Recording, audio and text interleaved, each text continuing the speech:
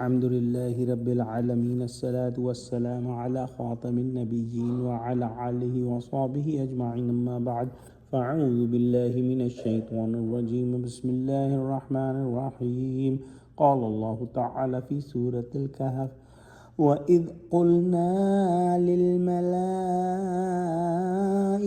اسْجُدُوا لِآدَمَ فَسَجَدُوا إِلَّا إِبْلِيسَ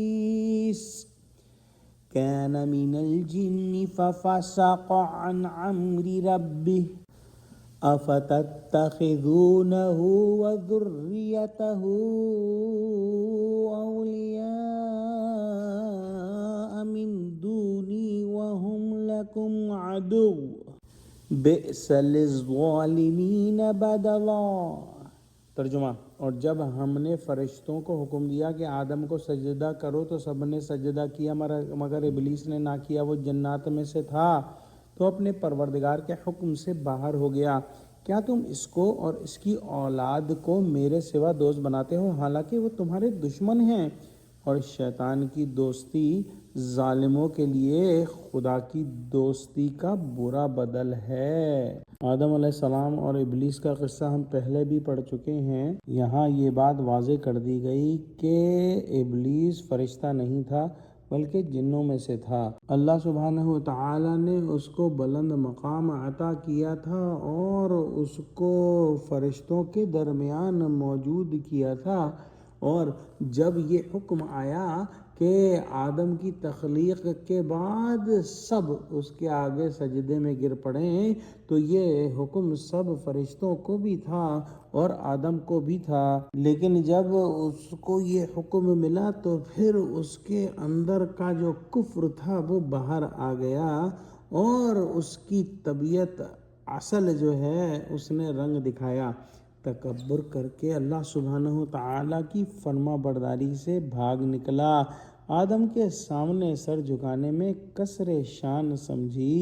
تعجب ہے کہ آج آدم کی اولاد اپنے رب کی جگہ اس ازلی دشمن کو اور اس کی اولاد کو اس قابل سمجھتی ہے کہ اس کی پیروی کی جائے اور اللہ کو چھوڑے دیتے ہیں۔ اللہ سبحانہ وتعالی جو خالق و مالک ہے، اللہ سبحانہ وتعالی بندوں کے حق میں نہایت مہربان ہے اور اپنی مہربانی سے ان کو نجات اخروی کی طرف بلاتا ہے، اور اس ذات باری کو چھوڑ کر اس ابلیس اور اس کی اولاد کو اپنا رفیق اور ساتھی بنانا کس قدر بڑی حماقت اور کس قدر بڑا ظلم ہے۔ اس سے بڑا ظلم ممکن نہیں کہ اللہ کو چھوڑ کر شیطان کی پرستش کی جائے۔ یہاں یہ سمجھنا چاہیے کہ دنیا کی شان و شوکت اور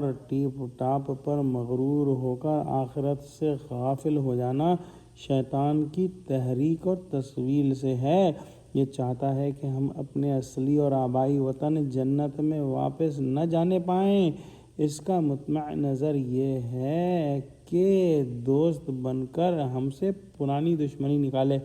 ہم کو چاہیے کہ ہم بھی اس کو دشمن سمجھیں اور اس کی چالاکیوں اور مکاریوں سے ہوشیار رہیں۔